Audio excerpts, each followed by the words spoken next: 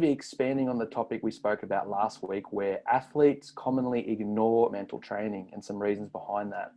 Today, we're going to be discussing how should athletes approach mental training. What's a quality mindset to take towards this area of sport and performance enhancement? So yeah, take us away. What sort of areas should athletes be moving towards when they think about mental training? Yep. So this is our two-part, second part of our series here. And for starters, they should be just thinking that mental training is a good thing. Just putting it in that box in their head instead of, oh, it's a chore, or I don't want to do it, or, oh, I don't need it, I'm too strong for that. Another to-do list item. Yeah, my ultimate goal, as we just discussed, was I want people to have that as their favorite area. Like, I've been working on my technique, my body, and my mind, but I'm just loving working on my mind at the moment. Like, it's just so rewarding. I'd love to hear athletes say that as the end goal. Yeah, I think that's when you can get to some really special place with improvement and development, when you become engrossed in the idea of learning more about it and applying what you're learning, getting feedback, all that sort of stuff. And when that just happens automatically, then it's more sustainable. Yeah. You keep doing it long term and you start seeing some really good results. So just the day-to-day normal things, we need to start putting it into that basket in our head. Like, for example, as everyone can tell, I've just had one of the world's best haircuts this morning, and it's just, really looking sharp and dazzling. But I have a haircut basically once a month, right? My hair gets too long, don't like it that long anymore, want to get it cut. Okay? It's part of a maintenance program that maybe when I'm 85 years old, I'll probably be bald. But then even still, you kind of get it trimmed around your ears, don't you? Right? Yeah. So it's a lifelong pursuit. It's a lifelong pursuit, getting your hair cut. So, we need to put it in the same basket in our head of, okay, have a haircut once a month. We talked about last time, you maybe get a massage for your body once a month to get all the knots and creases out. You're looking at a mindset of prevention, preventing stuff before you even have to address it. Like we talked about last time, a lot of athletes fall into the category of I only need mental training when there's a problem, or there's this stigma where it's just, oh no, I'm all right. I don't think I need one. I'm doing all right. I'm good. Yeah. I'm fine. There's not this proactive, flourishing perspective on mental training that is really key if you want to get to an elite level. All right. Let me talk about a couple of terms that I came across a long time ago when I was into the work of Stephen Covey, who put out a few books on basically managing yourself, managing your time and stuff like that. He talked about this idea of tasks being in different categories, right? I'm not going to bore you with all the stuff, but basically important and urgent are two terms that he uses. So we can look at this with what we're talking about, where mental training may be very important for your development and results, but it may not seem urgent. No. All right. Whereas it may seem urgent to, physically, I don't know, fix that sore spot in your back or something. Right. Yeah. That's so what's your thoughts on that? Yeah, it can be a little bit dangerous because it is so easy to ignore and get away with not putting in any effort. It would be like, say, if I was a rugby player, I couldn't just get away with not going to the gym and being big and being strong. I couldn't, Wouldn't cut it, would it? No, it would come through in my performance and I'd get dominated when I was playing. Yeah. But with the mental training stuff, if, I don't do it for a couple of weeks or a few months or at all, you might not, and potentially might not notice. So it's very unlikely that an athlete is just going to have an amazing mental game with no intentional effort. Yeah, look, and this is the unfair thing about life. And it pains me to say this, but I did talk to a world-class athlete once, and we're going to leave names out of it. And I asked this guy what he did on his mind, and to my disgust, he said he has done very little. Right? So for all you people out there listening and going, I knew it. I knew some people just get away with not doing much in their mind. Yeah, it happens, right? But he still would have done some stuff. And also, we're talking about like 1 in a million. Yeah. Some Now, people are naturally incredibly strong, or yeah, some people are just 7 foot tall, so they can play basketball. it happens, all right? And that's part of the whole thing. You got to accept that life is not fair. Yeah. But I mean, my answer to people with that is like, okay, I mean, good luck to you if you're the 1 in a million. But chances are you're not the 1 in a million. So you're probably in the basket case like the rest of us, where you need to do lots and lots of work on your mind to get to a highly confident level. Mhm. So Yep. it's a smarter way of looking at it. But I would say, look, even if you are freakishly gifted mentally, really it becomes down to Roger Federer's attitude, which is your job is to see with whatever you've been given, how much you can develop and get out of yourself. Yeah. I mean, he went, I haven't spoken to him personally, but from interviews I pick up that that's what his mission was. Once his coach died, he felt like he owed it to himself and his coach to see what he could develop out of his capacity with what he'd been given. And I'm pretty sure he'd been given a good set of mental tools. Yeah. Exploring his potential. Yeah. Yeah. That's a great way to start. So we want to talk about takeaways. So how should we approach mental training then? So what?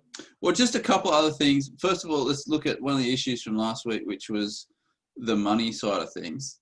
Let's just quickly cover that. Yeah, it's a big one. So money is a factor. It will cost you to get quality mental training. Don't expect to get it for free. So you're going to have to pay. Now, you don't have to, sacrifice and go into a mortgage that you're going to pay off for the rest of your life. It's not that ridiculous, but it's like anything else where, if you want a high quality, high definition, latest TV, chances are you're not going to pick it up for $20 at the tip shop. Yeah, it's an investment. Right? Get what you pay for. So again, look around for what's a good quality service that suits your needs. And then sometimes I think people, like athletes choosing coaches, are a little bit off, where sometimes the best of the best reputation-wise may not be the best fit for you. Yep. Okay, they might not be available. Mm-hmm. That you might be one in a stable of 80 who they are sharing their attention to. Mm-hmm. Mm-hmm. So factor that into your decision-making about who's appropriate for you to work with on this stuff. Yeah, I think that's a good way to, like, we're talking about how to approach it. Approach it as something that you need to pay for and you need to be ready to invest in. Yeah. It's not something you can just get for free on the back of a cereal box. Yeah, I mean, this is about as good as it's going to get. I mean, so whether this is on a podcast or on YouTube or wherever, you're basically getting this for free, apart from, the time investment that you've put into it and the energy investment. Yeah. But I mean, even then, these are interesting ideas. You got to turn it into a model which is actionable, where you get feedback on. So it's not the end game, No. This is a starting point. The availability of information is not holding you back. Mm. It's the applying and really working on it. And when you have a coach, that's when you can really get into that sort of stuff, and you can really start to work out what principles apply to you. How do they apply? Individualizing it, yeah. Yeah. So the other important aspect, talk to people out there about signs of weakness, signs of strength, and how this applies to athletes' approaches to mental training. Yeah, that's probably another one that might come up initially when athletes think about mental training, is like, oh no, I don't need it. I'm doing okay. I'm not a weak. Or sometimes if it's mental toughness, I have mental toughness, so I don't need that sort of stuff. It's like a double-edged sword with that term, that you shouldn't need to ask for help or seek guidance. That's ridiculous. So, yeah, absolutely. So we want it to be like you would need a coach in any other aspect. It's like you need someone with experience and someone with prior knowledge that can guide you. And so it's by no means a sign of weakness. Oh, no. I've been doing some work with a guy who's been trying to qualify for the special forces in the military. They're as tough as they get. And he's doing plenty of mental work. Yeah. If you're not in that domain, you definitely need to do some mental work. Mm-hmm. Yeah, and be prepared. If you're not doing it, it's very, very likely your competitors are as well. Yeah. So you're putting yourself at a disadvantage, really. So, okay, what else have we got here? People think. I think if you're looking at your mind Yeah. in a different way to your physical or technical abilities, you're not approaching it in the right way. You might think, oh, I'll just get a quick mind coaching session the week before contest and that'll serve me. Yeah. It's just not a reality. You need to put it in the same framework as your physical skills and your technical skills. Yeah. It's consistent hard work over a long period of time. It's not some quick fix little mental shortcut that'll give you a great mental game the week before your tournament. I think some athletes get confused because they hear stuff in interviews like, oh, how come someone did really well and they're being interviewed. What was it for you this week? And so the athlete has to respond, and they might say something like, oh, I had a really good chat with my mental coach. Right? Yeah. An on the spot, quick answer. And so people kind of latch onto that and they go, oh, okay, so maybe if I have a quick chat with my mental coach before I go out this week, I'll be sweet. Yeah. And it's probably not that that's done it. I mean, obviously something might have been helpful rather than not helpful, but it was probably the 3 to 6 months of foundational work that they were doing before that, which then built to that moment.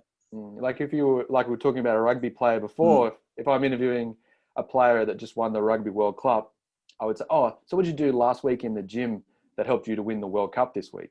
Yeah, exactly. You wouldn't say that, would you? I've been in the gym for the last 20 years. Yeah. Building my body. Yeah. So it's weird how it's seen in a different light, but people kind of put it differently in their head, don't they? Yeah. And it needs to be approached the same as physical skills, technical skills. So, look, learning powerful habits. Mm-hmm. How does this apply to how athletes should approach mental training? Yeah, so this is something that I think if an athlete can approach it in this way, it's really like helpful and really healthy as well. Like let's say I'm a teenage athlete, and by playing a sport and working at becoming elite, I'm exposing myself to seek out mental training. It's kind of almost like a gift, I'm being able to start to learn really valuable skills that will serve me my whole life. Mm-hmm. At the moment, they're helping me to become more elite at my sport, but they apply into every other area of my life. So it's almost like getting this mental training now, it's a gift that I can have served me for the rest of my life. So it's quite like compared to maybe just someone else that's just, they go to school, they come home and watch Netflix after school and, they're not really pushing themselves, moving out of their comfort zone, trying to grow. Yep. And so through your sport, you're getting to expose yourself to this stuff. Yeah. I mean, sometimes you'll see young athletes who are highly successful. You'll see their emotional intelligence be way beyond their years. And it's because they've had to process some of these mental skills to be good at their sport, deal with interviews, deal with a bunch of stuff. The word that you said as a gift is very appropriate. And I wish, and I guess a lot of parents probably wish that their 13 to 18-year-old could see that at that point in their life. And that's the challenge, Yeah. Yeah, it's an amazing way for you to learn about yourself and also to model off successful people that have done very well in sport or in other areas of life. And you're starting to learn this stuff at a young age. A lot of people, I'm sure they say, look back on their life and go, oh man, I wish I'd learned this when I was your age. And so that's what you get to do through sport and mental training. Expose yourself to this stuff. Yeah, I mean, the flashback came to me there. I was listening to a John Daly interview, the golfer, who was amazingly talented. But he says openly in an interview how, if he was better mentally prepared to deal with, the success he had and life in general, he just would have had a much better career. Yeah, a perfect example of just because you have the talent doesn't mean you don't need it. Yeah. So, look, the other thing I'll just say on that is I want this to be available, this type of material, for people who are, just outside of 13 to 18 as well. Like, let's just say you're 40, 50, 60, 70, I don't care. I still think that you can pick up mental training and get massive gains results-wise in whatever sport it is. We talked about it before where, we used to see people come to the gym and they do the same thing for 5 years and not actually improve that much at different age categories. But then you may see a really switched on 50, 60-year-old person come in on a mission, do deliberate kind of training, and within 3 months they've almost transformed their body. Yeah. So having a good mental training program helps you approach your physical practice in a more deliberate way, and then you sort of start pushing yourself out of that comfort zone where you're just doing the same comfortable routine. That's not going to cut it for growth and improvement. So I need to be getting 1%, 0.5% better with every session, and then that's when you start seeing like really long-term improvement. And that comes from good mindset prior to the training session. So just on that age thing again, I mean, you could come to the party later on in life with different strengths and weaknesses. One of the strengths could be obviously your school of life wisdom, which could help you absorb mental lessons much quicker because you've got a higher conscious capacity than, say, a 15-year-old. So it's not necessarily the old adage or the old myth, which is like, oh, you can't teach an old dog new tricks, or oh, you're too old to change, you're too stubborn to change. Nah, I don't buy it. Not at all. No, you're never too old to learn more and to improve more and look at your mindset and apply new things. So. All right, cool. So look, takeaway last week was on, what was it, like a 2-minute exercise for people to do what? To think about why might you have been hesitant, or why might you have ignored mental training? What sort of little roadblocks came up in your mind when someone said, oh, so tell me about your mental training program? Yeah, it's like, what was the first things that entered your mind? Was it, I hate it, don't know what to do, and no idea who I'd see about it? Or was it, or how much? I don't know. I can't afford that. Yeah, can't afford it. So going forward, I mean, that was more about blocks last week. This session today is more about like, what can people do? So where do we want people to head with building on that action? We just need to understand the reality that it's the same as any other aspect of improvement in sport. It's like physical stuff. It's like skill stuff. Once you come to understand that reality, you can start to. It's like facing a dragon. All right, now I know it's there. How do I tackle it? How do I fight it? Right. Don't try to just sort of hide it in the corner and get away with not giving it any effort. Just put it in the correct place in your mind, so then you can start to develop a plan to work. I'm not saying it's easy. Just because you watch a YouTube video on a good mindset doesn't mean you're going to have one. No. So it's just increasing your awareness. That's all it really does. Yeah. So, all right. So we're looking at this point of our talk today about getting into action with it all. Maybe we can outline, say, 3 steps that you and I would do if we were right back at the start and we just first found out about how important this was. What would be the first 3 things that we do looking back with our hindsight now? I mean, I think engaging in a dialogue, talking to other people, and then looking to talk to people that you look up to or have had success in your sport, and sort of seeing, maybe not asking their advice. I think a good way to do it would be to ask, what did you do? What sort of things have you done to get to the next level? And start to think about, and you might start to see some of these mental training principles coming up from. That would be a good place to start building your awareness and starting to realize, oh, it's not so scary or weird. Okay. So look, that's a great idea, and I strongly recommend it. The only thing I'm thinking with that one is sometimes people right at the beginning with not much mental game, they're a little bit hesitant to talk to someone because they have anxieties, that they're going to think they're going to look like an idiot. So they may be a bit shy in starting a dialogue. So if someone's a bit shy, I mean, they could go to maybe something like some books. YouTube. They could listen to some stuff where they, maybe they could start increasing their confidence with the interaction by maybe leaving some comments or something and asking a question that way, or a private message, if you feel more comfortable with that stuff. That's starting to get the ball rolling. It's what's called being proactive. You're taking some steps without being told what to do. And it's amazing the amount of information available, like Too at the much. moment. Yeah, Too much. Yeah, it's more of incredible. filtering now. Whereas say Yeah, 20 years ago, it was like there wasn't that much out there on the mental side for people to access. Now it's like, oh, do I try this? Do I try that? I don't know. You know? yeah. You had to try and go to the library and find a book somewhere in the corner of some Yeah, level of the library, but now it's yeah, all available, and you need to start, yeah, engaging with it, becoming more aware of what's out there, and then seeing how that could apply to you. There's not really one right answer. mm. All right, that's pretty good.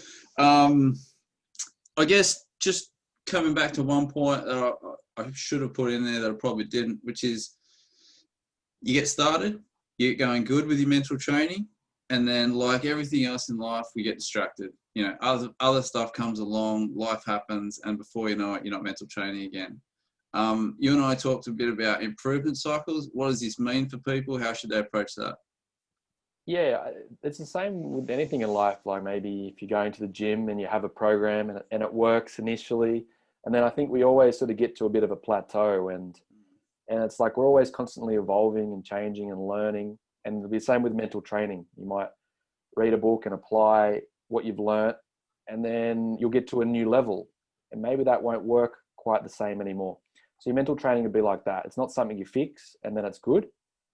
It'll go in cycles. So Yeah, if you're aware of where you're at and where you want to head, you might need to go, okay, check in, make a new plan, new cycle. yeah, It's always better to do something than zero. yeah. Even if I take a little bit of action today, whether that be writing down some roadblocks that have come up, that's better than zero. So just Okay. always keep that action moving. So if I was to say to you, look, you know, I want you to do a mental training improvement cycle anywhere between 4 to 12 weeks. What time period personally would you find most appealing? Between 4 to 12 weeks. Yeah, I think if I start getting into a good rhythm with it after the first month, it would, and you start, because I think the initial stage is when you don't really get any reward and you keep turning yeah, up. yeah, yeah. But then I think once you start getting like 5 weeks, 6 weeks, 7 weeks in, you might start to see more reward than just the turning up factor. Yeah, gotcha. So, and if you can really start to engage in those and add those to it, it'll start making it more powerful and like we were saying before, something that you enjoy doing, not just doing it because you have to. Yeah. So an athlete could look at it that way. You know, when you plan out your year, and at the moment with the way the world is, it's very difficult to plan out your year with activities and events and stuff. But when you do that, you could have a look and say, right, well, for the first quarter of the year, I'm going to work on this mental theme here. And, you know, that's my cycle that I'm going to do. Mm-hmm. Then I'm going to shift modes and I'm going to work on that more. I mean, that's a very exciting way to go about it as well. Yeah. And like we've talked about before, it's like making little deposits in your bank account. You know, I made a good deposit of confidence in the first quarter. Yep. A good deposit in terms of like concentration or something. good values, Yeah. or getting into flow states. Or Yep. so now you got a bit of confidence and a bit on flow states. And then you go, oh, now I'm going to move into visualization. Yeah. So yeah, you're just leveling them up all the time. Yeah. Yeah. That's very good. All right. Well, hopefully people got some great stuff out of that. I personally think you should listen to it at least 7 times before you're 70 years old. There's my challenge to people. All right. Perfect. And if you're already 70, well then double it. Yeah. That's it. I think, yeah, mental training is not something that you need to be reluctant to try, or it's only if there's a problem. Just, yeah, this is the mindset that we're trying to promote in terms of this stuff. All right, very good. Thanks for listening, people, watching, or whatever you did, and we will see you in the next one.